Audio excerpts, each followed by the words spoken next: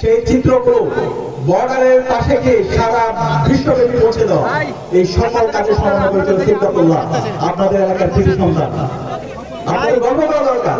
এরপরে জুলাই বিপ্লব চলে নীতি নির্ধারণ মাঠ পর্যায়ে সমন্বয়ের সাথে সিদ্ধাতুল্লাহ ভাই জড়িত ছিল এবং সিদ্ধাতুল্লাহ ভাই একজন শিক্ষার্থী বলতে পারবেন ঢাকা বিশ্ববিদ্যালয় এবং বাংলাদেশের কোন শিক্ষার্থী যে শিক্ষা ভাই কোন শিক্ষার্থীর সাথে কখনো খারাপ আচরণ করেছে, কারো হক নষ্ট করেছে, কারো অধিকার গ্রহণ করেছে, সেই নেতৃত্ব আমাদের দরকার।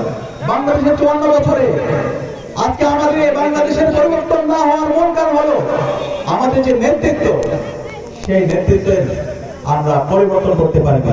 আমাদের এই নেতৃত্বরা তারা রাজনীতি করে ব্যবসার জন্য নির্বাচিত হয়ে সেই যে কমিটমেন্ট গুলো দেয় সেই কমিটমেন্ট গুলো না করে সে নিজের ব্যবসা করে, সে নিজের আখের পিছায়, সে এখান থেকে হাজার হাজার কোটি টাকা লোপাট করে। তো সেই ধরনের হিপোক্রেট লিডারশিপ কি আপনারা চান?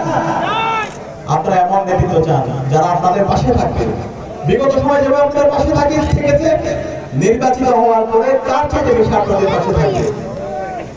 আব্দুল হাকিম চাচা আপনাদের নেতা হতে চান না, আপনাদের সেবক হতে চান, আপনাদের বন্ধু হতে চান। আমার যে বড় ভাই, সে বড় ভাইয়ের তিনি একজন অভিভাবক হিসেবে তিনি পাশে থাকতে চান। আমার যে একজন ছাত্র, তার শিক্ষক হিসেবে তিনি পাশে থাকতে চান। আমার যে ছোট ভাই, তার একজন অভিভাবক হিসেবে তিনি পাশে থাকতে চান। আমার যে অভাবী মা এবং বাবা খালারা আছে, তাদের পাশে তিনি একজন অভাবী হিসেবে থাকতে চান। আমার যে কৃষকরা আছে, তার যে ন্যায্য অধিকার, সরকারের পক্ষ থেকে তার যে ভাতা, তার যে সুবিধা, সেটা তার কাছে পৌঁছে দিতে চান। আপনাদের যে ক্ষমতা, আপনাদের যে অধিকার, সে অধিকারগুলো আপনাদের কাছে ফিরে দিতে চান। এবং আমি আজকে দৃঢ় কণ্ঠে ঘোষণা করছি, আমাদের সকলের প্রিয় জননেতা আব্দুল হাকিম ইনশাআল্লাহ আসন্ন নির্বাচনে ব্যবধানে আপনাদের ভূমিদশ সাপোর্ট পেয়ে বিজয় হবে ইনশাআল্লাহ। এবং কত বড় ব্যবধান বিজয় হবে সেটা আপনাদেরকে ঠিক করতে হবে।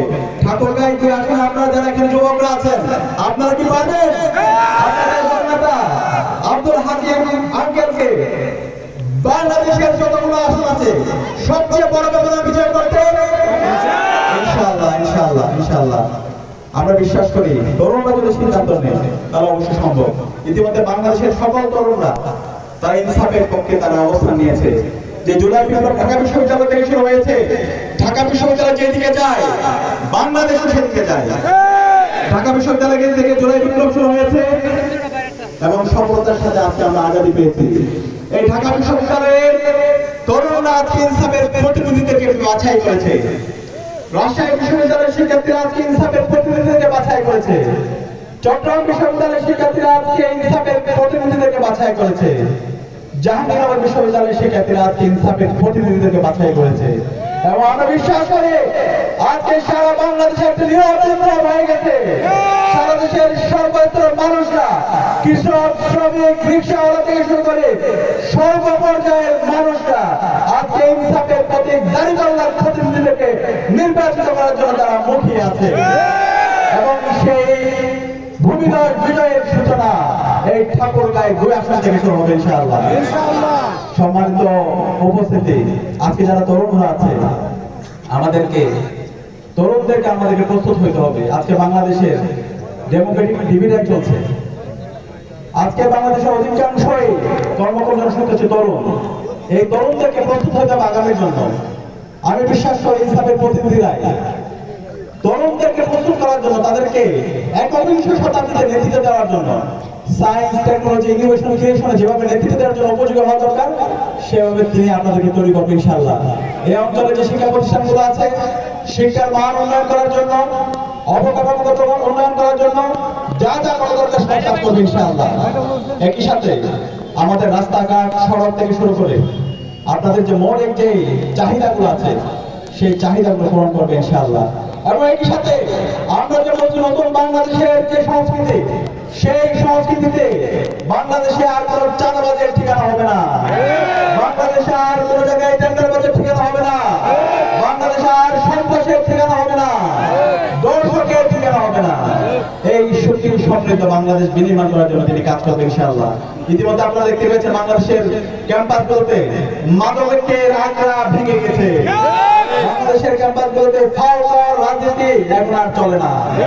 বাংলাদেশের ক্যাম্পাসগুলোতে চাঁদাবাজি এবং টেন্ডারবাজি রাজনীতি এখন আর চলে না। সুতরাং আমরা বিশ্বাস করি আগামীর যে বাংলাদেশ, সে বাংলাদেশ হবে ইনসাফের বাংলাদেশ ইনশাআল্লাহ। আগামীর যে বাংলাদেশ, সে বাংলাদেশ হবে তারুণ্যের বাংলাদেশ ইনশাআল্লাহ। আজকে আমাদের উত্তরবঙ্গের যে অবারিত সম্ভাবনা, সেই সম্ভাবনা কাজে লাগানোর জন্য এখানে একটা ইপিজেডের দরকার। আমি বিশ্বাস করি আপনাদের নেতা জননেতা আব্দুল হাকিম নির্বাচিত হয়েছে, ইপিজেড করবে ইনশাআল্লাহ। এছাড়া আপনাদের এখানে যে এয়ারপোর্ট ছিল, সেই এয়ারপোর্ট বন্ধ করে দেওয়া হয়েছিল একটা দেশের প্রেসক্রিপশনে, সেই এয়ারপোর্ট আবার চালু করা হবে ইনশাআল্লাহ। এবং আমার যারা মা বোন খেলার আছে, আজকে আমাদের মেডিকেল হাসপাতালগুলোতে পর্যাপ্ত মেডিকেল পাওয়া যায় না। আমি বিশ্বাস করি আমাদের ঠাকুরগাঁওয়ের যে হাসপাতালগুলো আছে, সে হাসপাতালগুলোকে আধুনিকায়ন করা হবে ইনশাআল্লাহ।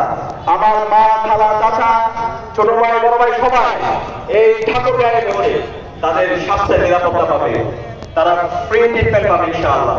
তো সব মিলে আমরা আশা করছি আগামী যে ঠাকুরগাঁও হবে, সেই ঠাকুরগাঁও হবে ইনসাফের ঠাকুরগাঁও ইনশাআল্লাহ। আগামী এই ঠাকুরগাঁওয়ে সকল মানুষের অধিকার নিশ্চিত করা হবে।